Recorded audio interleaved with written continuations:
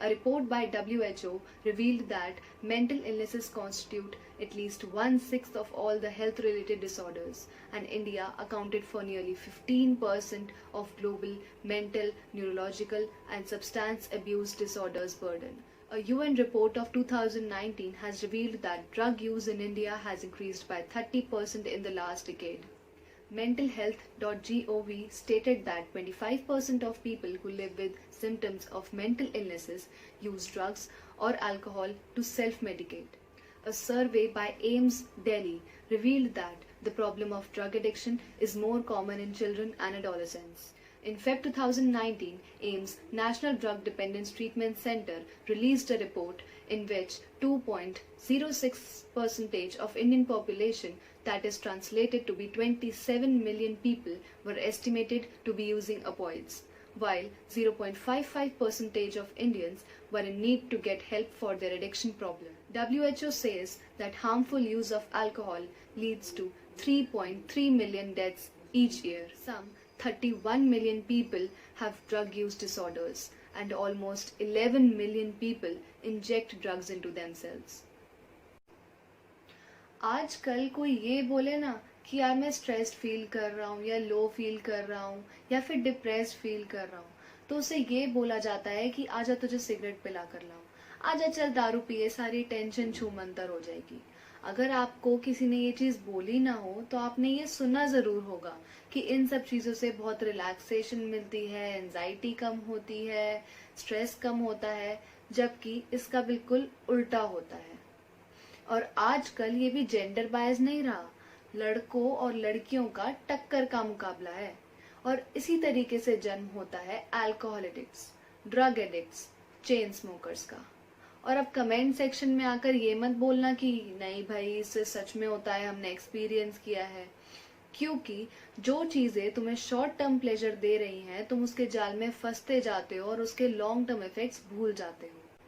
अगर आप ढंग से रिसर्च करो इस मामले में तो आपको कई चीजें पता लगेंगी, जैसे कि substance use can actually affect your brain, damage your organs, cause heart diseases, HIV, cancer, can develop into mental health disorders. It can drag you into legal troubles too.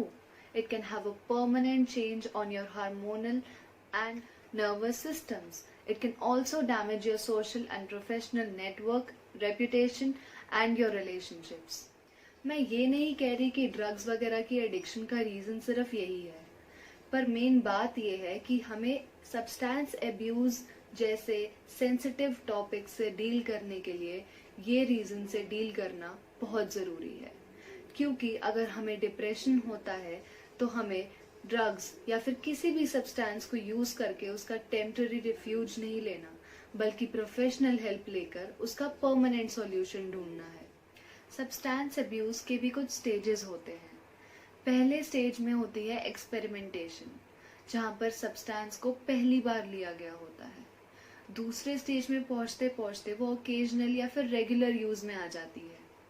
तीसरे स्टेज में उससे हमें प्रॉब्लम भी होनी शुरू हो जाती है, emotional problems, social problems, physical problems, और रिस्की होता जाता है बहुत ज्यादा। फिर धीरे धीरे वो पर्सन उस पर डिपेंड होना शुरू हो जाता है। डिपेंडेंस के बाद आता है एडिक्शन, सबसे लास्ट स्टेज, और ये स्टेज बहुत ही डेंजरस है क्योंकि इसमें पर्सन के खुद के एक्शंस उसके कंट्रोल में नहीं रहते। Almost all substances associated with substance use problems affect the reward mechanism in the brain.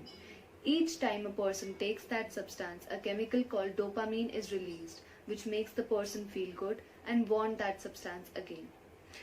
But with time, the changes in brain occur and less dopamine is released, which lessens the pleasurable effects of the substance, and then the person needs even more quantity of that substance to get the same feeling.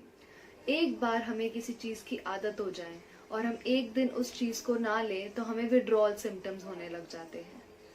ये चीजें हमारी problems को solve नहीं करती, बल्कि हमें अपने झांसे में फंसाती हैं और हमें खुद से अलग कर देती हैं। और कभी कभी ये रियलाइज करने में बहुत देरी हो जाती है कि हमारे खुद के एक्शंस हमारे हाथ में नहीं रहते। सवाल है क्यों हम अपनी प्रॉब्लम से भागना चाहते हैं? क्यों हम उन्हें फेस नहीं करना चाहते? क्यों हम अपनी खुशी, अपनी जिंदगी ऐसी चीजों के हवाले कर देते हैं जिनके हाथों से हमारी जिंदगी धीरे धीरे फिसलती जाती है? If you think you or anyone you know is suffering from such issue, please contact your local support group, your counselor, your doctor, your parents, or someone who can help you out in this situation. The following may indicate that there is some extreme substance use problem.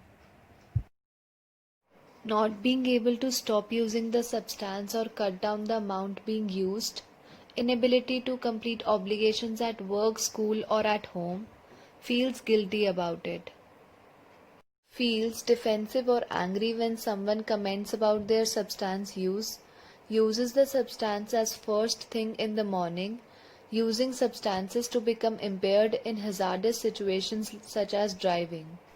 और अगर आपकी family में कोई ऐसा member हो, आपका कोई friend हो, कोई रिलेटिव हो जो ऐसी सिचुएशन में हो, तो प्लीज उनकी हेल्प करें, उनका सपोर्ट करें। और अगर आपको ऐसा लगता है कि आप ही ऐसी किसी सिचुएशन में हो, तो प्लीज इन चीजों का सहारा मत लो। किसी ऐसे इंसान से बात करो जो आपको सही रास्ता दिखा सके। प्रोफेशनल हेल्प लो। अपने आप को खुश करने के और तरीके ढूंढो, क्योंकि ये रास्ता सही नहीं है। अपनी कीमती जिंदगी को ऐसे खराब मत करो।